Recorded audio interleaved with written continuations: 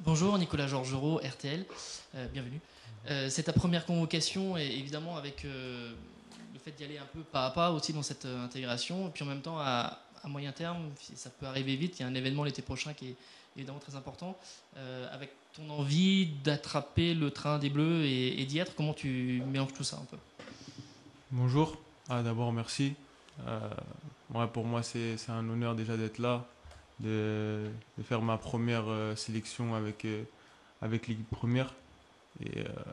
D'abord, je profite de cet événement et j'essaie voilà, de prendre déjà du plaisir avec cette sélection et rendre la confiance au coach.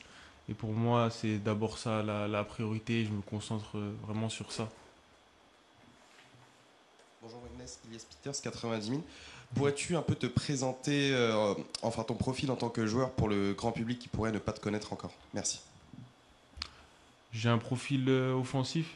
Je suis attaquant, milieu. Euh, J'essaie de créer des décalages à l'adversaire, pouvoir être décisif, que ce soit marqué ou par la passe. C'est ça mon rôle. Et être capable voilà, aussi d'être présent défensivement, c'est ce dont je suis un peu capable. Bonjour Marnès, Emmanuel Baranguet pour l'AFP. Est-ce que tu peux nous parler de toi, jeune joueur? Est-ce que tu étais un gros dribbleur? Est-ce que tu jouais sur béton au 5, beaucoup de dribbles, ou tu as joué très tôt à 11? Est-ce que tu étais un petit peu ce profil déjà de croqueur de ballon quand tu étais gamin et que tu as appris à être beaucoup plus collectif en centre de formation ou pas? C'est vrai que depuis petit, j'ai beaucoup joué dans les city stades euh, chez moi. Ça m'a beaucoup appris techniquement et j'ai beaucoup évolué sur ça. Et non, j'étais pas un croqueur de ballon, je savais déjà la donner au moment où il fallait la donner. Mais c'est vrai que de jouer dans des petits espaces, déjà quand t'es gamin, ça te permet déjà d'évoluer et de progresser techniquement. Et quand j'étais petit, c'est ça aussi qui m'a aidé. Marnès, bonjour, ici Henri Ignacia, Canal Plus tout au fond derrière la caméra. Euh, Ça s'est allé plus vite que prévu, votre arrivée au château, c'est dans le timing que vous imaginiez, vous en rêviez, vous avez dit que c'était un honneur, et qu'est-ce qui vous a le plus impressionné quand vous avez monté la première fois les marches, quand vous avez ouvert la première fois votre chambre? Oui, oui, pour moi c'est un rêve d'être là. Oui, monter sur les premières marches du château, même si je les avais montées déjà avec les Jeux Olympiques, mais avec la sélection A, c'est quand même spécial et différent pour moi.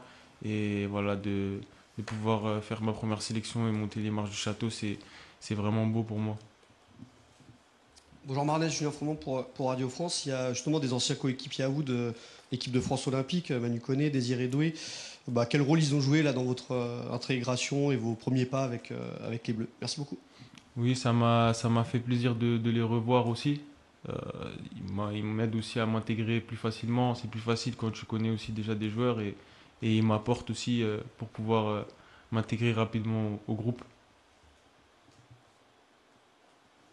Bonjour, Baptiste Després, Le Figaro. Est-ce que tu peux nous dire comment tu consommes le foot, toi, aujourd'hui, les week-ends en dehors de tes matchs? Ce que tu regardes, sur quoi tu t'attardes? Est-ce qu'il y a des choses qui te servent pour bosser après derrière? Comment tu vis tout ça? Je revois pas mal mes matchs déjà et je regarde beaucoup aussi mon championnat, la Ligue 1 et ça m'arrive aussi de regarder les gros matchs des autres championnats. Et tu regardes quoi pendant les matchs? Comme vous, les buts, et le jeu. Et après, c'est vrai que je m'attarde aussi beaucoup sur les joueurs qui sont dans ma zone, qui peuvent m'aider aussi. Rebonjour Magnès, juste ici. Juste ici. Là. Deux petites questions. Quels sont les joueurs qui t'ont marqué quand tu étais plus jeune en équipe de France? Et quel rôle, s'il en a joué un, Paul Pogba a-t-il joué, ton nouveau partenaire à Monaco? Est-ce que tu as parlé avec lui de cette sélection? Est-ce qu'il t'a donné des conseils en bleu? Voilà, quel rôle il a joué dans ces derniers jours auprès de toi? Merci. Des modèles, bon, j'en ai beaucoup. Il pouvait y avoir Zidane, Thierry Henry. Il y en a vraiment beaucoup. Et Paul Pogba aussi, qui est maintenant dans l'équipe à Monaco. Et non, oui, il a joué un rôle, il m'aide beaucoup aussi. Paul, il m'a donné beaucoup de conseils avant d'arriver aussi. Ça m'a beaucoup aidé par rapport à ça. Bonjour Marnès, Dominique Sérac, le Parisien. Vous jouez plutôt sur un côté à Monaco. L'équipe de France joue parfois en 4-2-3-1 avec une sorte de 10 au soutien de l'attaquant. Est-ce que c'est une position, vous, 10, qui vous irait? Oui, à Monaco, c'est vrai que je suis un petit peu mis sur le côté, mais j'ai la liberté aussi de repiquer dans l'axe. Mais après, peu importe où me mettra le sélectionneur en bleu, je donnerai le meilleur de moi-même. Oui, Marnès, à nouveau Julien Froment pour Radio France. Comment vous avez vécu la période de mercato? Votre nom a été associé à plusieurs clubs, notamment au moment le Paris Saint-Germain. Est-ce que voilà, vous l'avez vécu sereinement ou est-ce que vous aviez peut-être des envies d'ailleurs? Voilà. Oui, un petit peu mouvementé pour moi, c'est un petit peu nouveau. Maintenant, je sais que ça fait partie aussi de la vie d'un footballeur de vivre ce genre de moment et je m'y suis aussi adapté. Après, je me concentre vraiment sur le terrain et ce que je peux apporter. Et voilà, aujourd'hui, je suis à l'AS Monaco et je m'y sens bien, donc tout va bien. Bonjour, je m'appelle Eline Mingui pour l'AFP. Je voulais savoir comment s'était passé votre premier entraînement. Est-ce que vous l'avez bien vécu? Est-ce qu'il était différent d'autres que vous avez pu faire?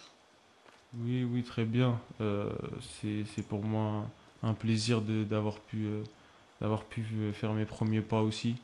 Et voilà, petit à petit, je vais essayer de donner le meilleur de moi-même et la meilleure version de moi-même.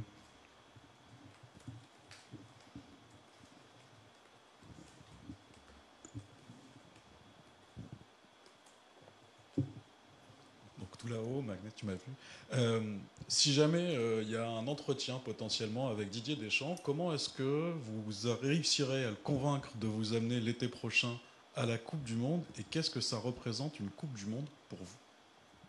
Ce qui représente une Coupe du Monde, bah, pour moi, c'est la meilleure compétition qui soit. Maintenant, un entretien avec Didier Deschamps, non, j'écouterai ce qu'il a à me dire, mais j'essaierai pas de le convaincre par les mots. Voilà. Moi, c'est ma première sélection. J'essaie tout d'abord de prendre du plaisir, de m'intégrer au groupe. Et voilà, comme j'ai dit, donner vraiment le meilleur de moi-même et profiter tout simplement de ces moments-là déjà.